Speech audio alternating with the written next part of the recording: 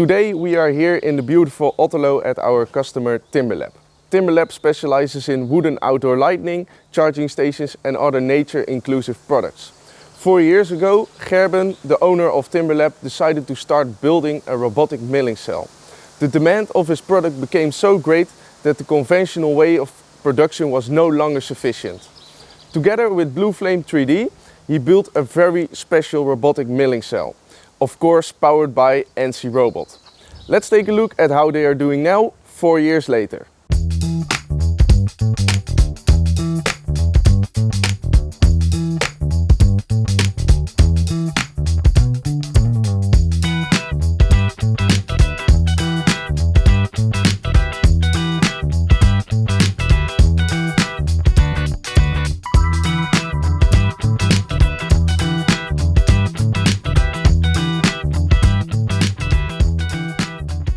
Beste Gerben, hoe zijn jullie tot het besluit gekomen om een robotcel te plaatsen hier zo? Nou, dat had puur te maken met uitbreiding van onze productiecapaciteit. We deden alles nog met de hand, om het zo maar te zeggen. En die robot heeft ons toegebracht dat we dat kunnen maken wat we willen. Onze materialen zijn heel veel afwijkend qua maat. En met deze robot hebben we een oplossing gevonden eigenlijk om al die materialen op een juiste manier te kunnen bewerken. Oké, want ik heb begrepen, jullie gebruiken NC Robot natuurlijk in combinatie met SolidWorks. Hoe gebruiken jullie dat? Ja, nou, wij ontwerpen onze producten standaard in de SolidWorks. En we kunnen een hele grote partfile uploaden naar NC en op die manier onze bewerkingen toevoegen en onze producten maken. Dat gaat eigenlijk heel goed. Juist. En ik denk dat jullie productiecapaciteit ook wel omhoog is gegaan. In percentage zou je dat een beetje kunnen uitdrukken?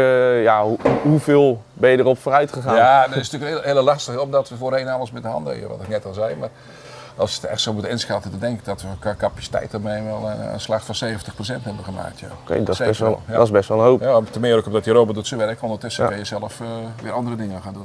Ja, ik sprak ook net een collega die aan de robot staat. Ja. Die zei ook van normaal gesproken waren we iets van 5 dagen of 5 palen per dag ongeveer hadden we.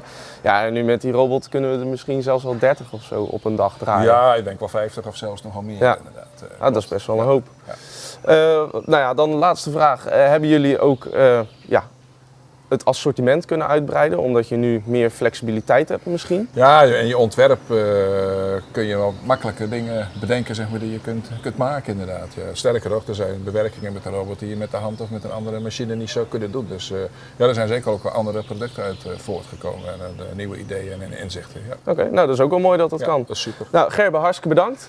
Het was leuk dat ik hier mocht komen en dankjewel. Misschien tot de volgende. We zien elkaar graag. Hartstikke bedankt. Goed zo, dankjewel. Hè. That was interesting, don't you think? As you can see in this video, NC can control more than just a robot. In this case, a wooden beam was brought into the cell on a track, which is a huge time-saving solution for Timberlab. But NC can go much farther when it comes to complex cells. For example, you can have multiple robots working together on a project while taking each other into account. Or robots hanging upside down on an XYZ gantry, milling large molds.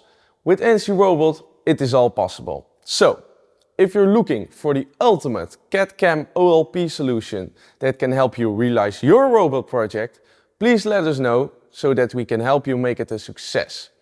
For now, thanks for watching and see you in the next video.